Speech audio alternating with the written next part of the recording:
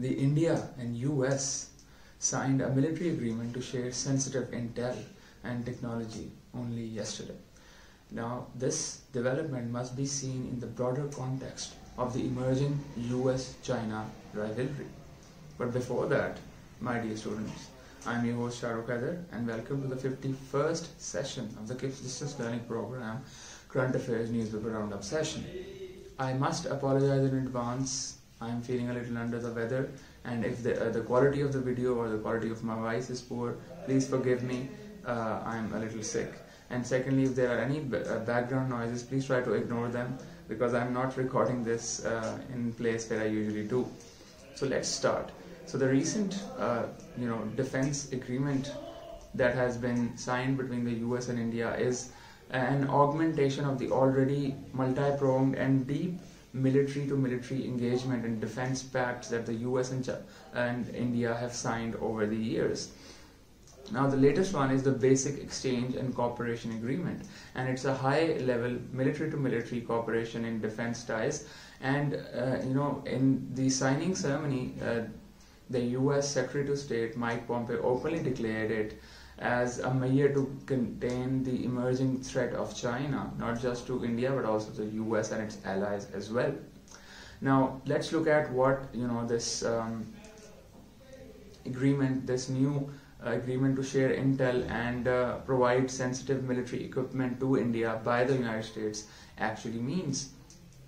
So this has the potential to destabilize the region by shifting the balance in India's favor when it comes to India-Pakistan strategic balance, which is something that is very important to maintaining the strategic stability in South Asia and preventing any undue event that could lead to potential hot war between Pakistan and India, which is completely inconceivable.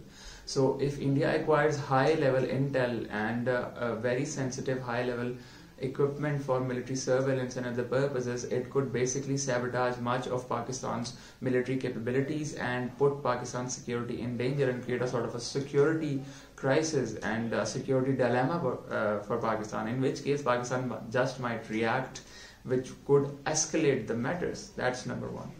Number two, it could push China to adopt a more aggressive stance on India, which for example could lead to more aggressive border skirmishes between China and India, like the one we recently saw in June 2020 on the Ladakh border, which was deadly, proved to be it took 20 lives of Indian soldiers, and there was significant amount of escalation between India and China over that dispute. So things could worsen between India and China if India continues to bolster its defense ties with the United States and acquire more and more high-level military equipment.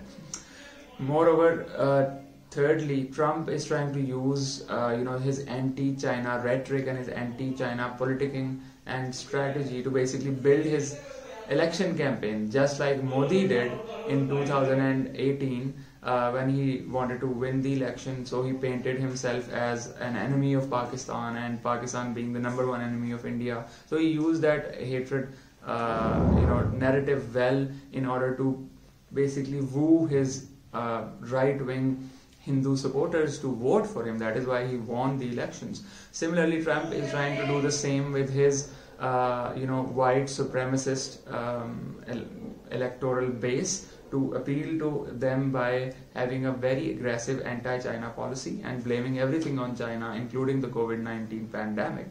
Fourthly, the clouds of a limited naval conflict have hovered over the South China Sea in the past as well, and they have appeared various times, and they could escalate further into an event which would be dangerous for international security and for the relationship between China and United States. And finally, India could use the advanced military technology to incite further instability within Pakistan, and may even try to derail the CPEC project and Afghan peace process if India feels that the new settlement that is happening in Afghanistan is not in its best interest, and the new administration in Afghanistan is more pro-Pakistan than pro-India. Moreover, we have already ample evidence that India has tried to destabilize CPEC and derail it various times in the past as well.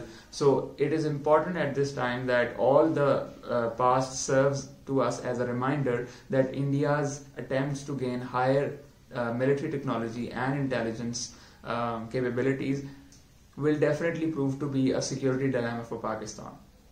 So if we look at it, this emerging scenario of increasing US and India defense ties, it has a long history, as long as 2008, I believe. So the first defense agreement, yaar chup karo yaar, baad mein le lena. So the first defense agreement that was signed between the US and China, US and India, was actually in 2008. And that was a civilian nuclear agreement, and the purpose of that was to build India's civilian nuclear capabilities for power generation. At the same time, US also provided an exception to India to become a part of the nuclear suppliers group. And that was very surprising because India is not part of the non-proliferation treaty, and one of the #1 requirements of becoming part of the nuclear suppliers group, where you can trade with other nuclear powers and gain and buy and sell civilian nuclear technology, is that you absolutely cannot become a part of that group unless you are a signatory of the NPT, and you can't be a signatory of NPT as long as you are not you are a nuclear power. Pardon me. So in that respect, it was surprising, and in return China demanded that if India is given the extraordinary exception of becoming a part of NSG, then Pakistan should be given as well. Anyhow, the nuclear civilian agreement was an important milestone in US and India strategic defense ties. Moreover, we have LEMOA, then we have GOM, CASA, and then obviously the Quad alliance, which is more of a China containment strategy. And if we look at the latest development, the ties between India and the United States has significantly improved during the COVID-19 pandemic, because both of these countries have blamed China for the COVID-19 pandemic, especially because China was able to contain it and then bounce back its economic growth, and now it is posting a significant positive economic growth and GDP growth, and its all markets are stabilized right now.